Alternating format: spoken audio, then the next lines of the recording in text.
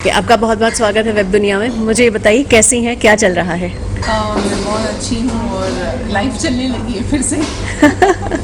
अच्छा, मैंने सुना है कि आप कॉमेडी की तरफ अपने कदम बढ़ाना चाहते हैं, थोड़ा सा उस बारे में बताएं। मैं हमेशा से ना कॉमेडी की है। मैंने पहली जो फिल्म ही की है वो मैंने कॉमेडी की है। और लोगों ने पता नहीं क्यों मेरी फिल्मों के बारे में कभी बात नहीं की। हमेशा कंट्रोवर्सी के बारे में बात की, बोल्ड फोटोशूट्स के बारे में बात की। This is for the first time that I am talking about my movies.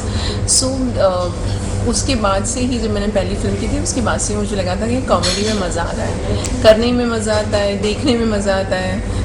एक अच्छा कंटेंट बनता है जो लोग देखते हैं, खुश होते हैं, मज़े लेते हैं। तो आप जब फिल्मों की बात करें तो आप ही बता दीजिए कैसा रहा शूट, कहाँ पर किया, कितना मज़ा आया शूट करने में? नहीं, मूवी तो मैं मूवी के लिए नहीं कह रही हूँ। मैं जो ये स्टैंड अप कॉमेडी हाँ करूँगी, जी, हाँ जी। ये मैंने एक ओपन माइक किया तो हाँ। मुझे मज़ा आया, वहाँ पर ऑडियंस अच्छी थी। सो अब मैं एक full fledge stand up comedy show prepare कर रही हूँ जो मैं बहुत जल्दी करने वाली हूँ। And oh, this is going to be on cancer. क्यों रो रो के अपनी कहानी सुनाई जाए। सो उसमें कुछ एक कॉमिक का और एक हंसी का तड़का लगा के मैं अपनी चीज़ें लोगों तक पहुंचाऊंगी। और डेफिनेटली ये शो देख के लोग जाएंगे हंसते हंसते, लेकिन एक अच्छा मैसेज लेकर जाएंगे। और कम से कम मुझे याद तो करेंगे कि एक कैंसर सर्वाइवर थी जो आज स्टेज पे खड़े रह के सबको हंसा रही थी। बाप रे! आप इतना बड़ा हिम्मत का काम कर रही हैं। मुझे बताइए, कैंसर जैसी चीज़ आज भी लोगों को समझ में नहीं आती है। ऐसे में लोग उसको या तो पता नहीं है क्या है, ऐसा होता है, क्या हो जाता है, इस नज़र से देखते हैं, या फिर थोड़ा सा दुख भरी नज़र से देखने लग जाते हैं कि अरे रे, गलत हो गया इनके साथ। ऐसे में आप कॉमेडी कहाँ से बीच में से निकाल कर लाएंगी? और लाइफ में ऐसे बहुत सारे इंसिडेंट्स होते हैं जहाँ पे आपको हंसी आ जाती है। जैसे मैं फॉर एग्ज़ाम्पल एक एक एक सोच है, एक ऐसे मैंने कुछ सोचा था।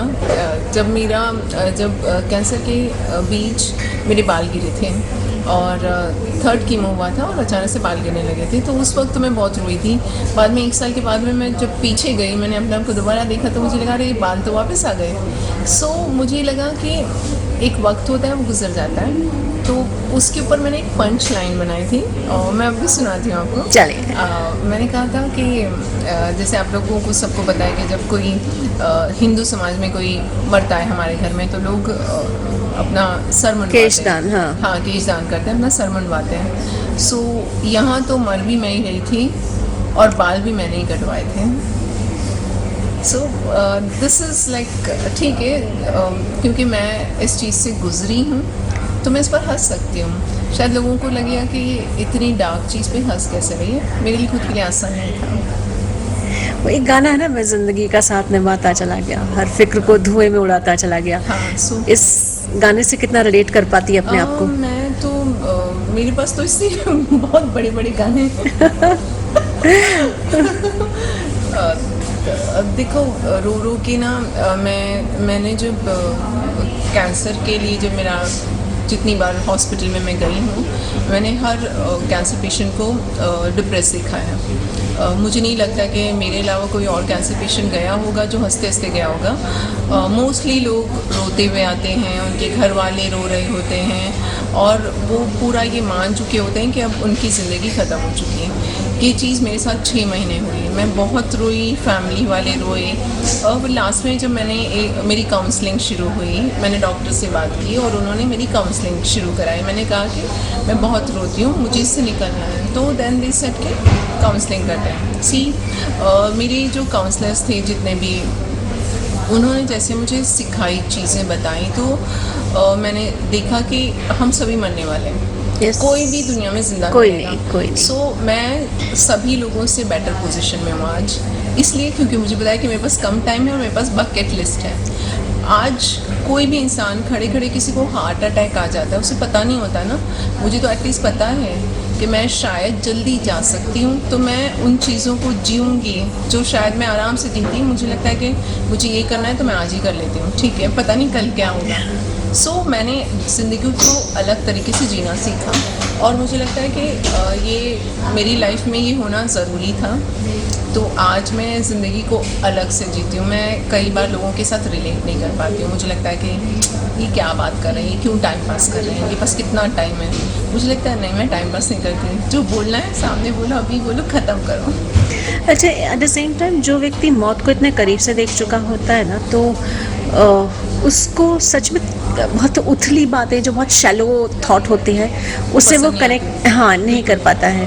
और ऐसे लोग कई होते हैं जो आपके पास जिसको ज़िंदगी की इम्पोर्टेंस नहीं होती है। कैसे समझाती हैं और अपने आप को उस सिचुएशन में काम कैसे रखती हैं? मेरी पास ना ये बहुत बड़ी जो तुमने ये सवाल पूछा है, ये दुविधा जो है, मैं इसके साथ बहुत गुजर रही हूँ पिछले कुछ दिनों से। मुझे लगता है कि लोग मुझे बुलाते हैं, कहते हैं चलो आज पार्टी कर रहे हैं, आज बर्थडे है इसका, ये है वो है। मुझे लगता है यार ये छोटे छोटे इवेंट्स में मैं जाके क्यों टाइम पास करूँ। मैं पैदा हो गई, सबको पता है, जाऊँगी मंदिर चले जाओ या कुछ कर लो। ये बिना वजह की पार्टी करना, लोग ड्रग्स कर रहे हैं, लोग क्या कर रहे हैं, पता नहीं क्यों टाइम पास कर रहे हैं। मैं कई बार लोगों के साथ रिलेट नहीं कर पाती हूँ, बहुत अकेले हो जाती हूँ। मुझे लगता है कि शायद ये लोग उस लेवल पे जाके सोच ही नहीं पा रहे हैं जो मैं बहुत ईजीली लेती हूँ आजकल। तो कहीं ना मेंटल जो लेवल है ना, मैच नहीं होता मेरा लोगों के साथ। ऐसा लगता है कि इनकी बातें बहुत ऊपर से जाती हैं। सो वो हुआ है मेरे साथ होता कि है। तुम पहली बंदी हो जो मेरे से ये सवाल पूछ रही हो। और मुझे समझ पा रही हो, मतलब आई अंडरस्टैंड। ये टॉपिक ऐसा है ना, ऐसा कहा जाता है, may be I am wrong, cancer की जो दवाइयाँ हैं हमारे देश में अभी भी बहुत महंगी होती हैं। शायद कुछ लोग बहुत ब्लेस्ड होते हैं जो इस इलाज को अपना के उस चीज़ से बाहर निकल पाते हैं, लेकिन आज भी कई लोग हैं जो कैंसर जैसी भयानक बीमारी से दवाइयों की कीमत की वजह से पीछे रह जाते हैं। हाँ, ये चीज़ मेरे साथ हुई थी। मेरा भी अच्छा खासा मेडिक्लेम था और मुझे 6 मंथ्स तक मेडिक्लेम ही नहीं आ रहा था। आप समझ सकते हो कि मेरे साथ हुआ है। और मुझे लिटरली ट्विटर पे जाके अपना एक फ़ोटो पोस्ट करना पड़ा था। मैंने टैग किया था अपनी इंश्योरेंस कंपनी को, मेडिक्लेम इंश्योरेंस जिसका था, मैंने उनको टैग किया था। मैंने उनसे कहा था कि मेरा मेडिक्लेम कहाँ है और मैं इस वक्त हॉस्पिटल में बैठ के मैं कॉल लगा रही हूँ और कोई उठा नहीं रहा है। तो आप समझ सकते हो कि हम जैसे जो लोग मिडिल क्लास के, ना तो हाँ। पुअर में काउंट होते हैं, ना वो अपर क्लास में काउंट होते हैं, तो हमारे जैसे लोग सबसे ज़्यादा सफ़र करते हैं, क्योंकि हमें तो सरकार की तरफ से भी कोई फैसिलिटीज़ नहीं होती, नहीं मिलती। प्लस जो मेरी कंडीशन थी स्टेज 4 की, तो हम इतना डरे हुए थे, ऐसा लग रहा था कि कुछ भी करके जान बचानी है। तो डॉक्टर ने जो इलाज कहा, जो चीज़ें हमसे कही, हमने सब चीज़ की, काफ़ी खर्च हुआ। तो इंडिया में ये जो एक कहावत है कि लोग कैंसर से मरते हैं, I am really sorry to say कि कैंसर से सिर्फ वो लोग मरते हैं जिनके पास पैसा नहीं होता। जिनके पास पैसा है वो ज़िंदा रहते हैं। आज स्टेज 4 होने के बाद मैं कंफर्टेबल लाइफ जी रही हूँ क्योंकि हमने बहुत खर्च किया। तो लोगों के पास कीमोथेरेपी कराने के लिए पैसा नहीं होता है। लोगों के पास कीमो कराने के बाद एक न्यूट्रिशन, हर बार हमारी प्लेट जो हम खाते हैं, जो खाना, उसमें न्यूट्रिशन वैल्यू होती है। हमें पता होना चाहिए कि हमें ये इतना खाना है। अगर वो भी नसीब नहीं होता, कुछ लोग ऐसे भी होते हैं। अगर आप जाकर देखोगे तो टाटा मेमोरियल हॉस्पिटल के बाहर आपको ऐसा लगेगा कि कैसे ये अपने आप को मैनेज कर पा रहे हैं। ना तो उनके पास दवा है, ना उनके पास में रहने को जगह है। वो बाहर वेटिंग करते हैं, बाहर फुटपाथ पे अपने लेके बैठे रहते हैं कि शायद हमारा टाइम आएगा, शायद हमें एडमिशन मिलेगा। सो ये बहुत दुख भरी चीज़ें हैं जो इंस्टाग्राम पे अगर हम दिखाएंगे तो लोगों को हकीकत पता चलेगी, मगर यहाँ पर बड़ी रोज़ी पिक्चर्स होती हैं। लोगों को अपने टाइमलाइन पे फैंसी चीज़ें देखनी होती हैं। एक चीज़ होती है, एक व्यक्ति जो जैसे आप हैं, उस कीमोथेरेपी से या उस थेरेपी से गुजर रहा है। एक होता है वो शख्स जो आपके साथ पीछे खड़ा होता है और उस शख्स की थकावट के बारे में बहुत कम बातें होती है। आपके साथ कौन था और आपने उनकी थकावट को दूर करने के लिए उन्हें कभी गुस्सा किया या नहीं किया?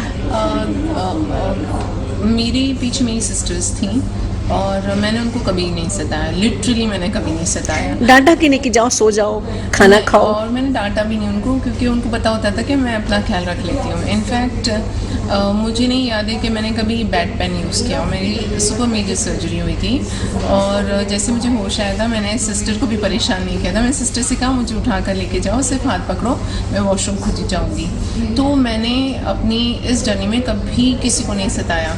मैंने एकदम से चुप हो गई थी। मैं नहीं चाहती थी कि मैं क्यों किसी को, बिकॉज मुझे तो ऐसा लग रहा था कि शायद तो लाइफ ही ख़त्म हो गई ना। हाँ। क्या करूँगी, मतलब क्यों किसी पे चिल्लाना, हाँ। क्यों किसी को परेशान करना। सो फॉर्चुनेटली मैंने किसी का सर नहीं खाया, सिर्फ मैंने अपने डॉक्टर को बहुत परेशान किया। मैं डॉक्टर से रोज़ पूछती थी बचूंगी नहीं बचूंगी। In fact there was a time जब हमें लग रहा था कि मुझे रिलैप्स हो गया है, because I was bleeding from my mouth. So मैंने डॉक्टर का सर खा लिया था। मैंने डॉक्टर से कहा था अगर रिलैप्स है तो अभी बता दो प्लीज़, मेरे को चलेगा, बता दो बस।